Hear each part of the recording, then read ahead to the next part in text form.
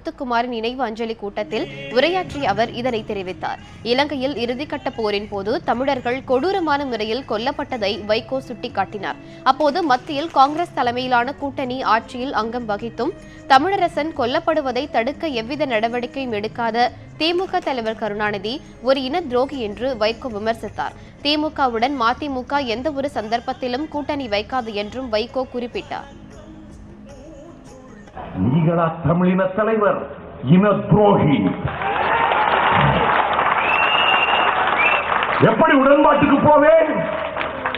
இத்தனை ஆயிரம் மேடைகளில் இன துரோகி என்று 2009 பேசிய இந்த வைகோ எப்படி உடன்பாட்டுக்கு போவான்?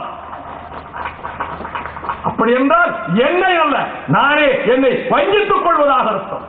தன்னெஞ்சறிவது பொய்யற்க பொய்த்தவின் தன்னெஞ்சே தன்னை சுடும். என்னையே என் நெருப்பு என் நெஞ்சையே சுடும். உங்களோடு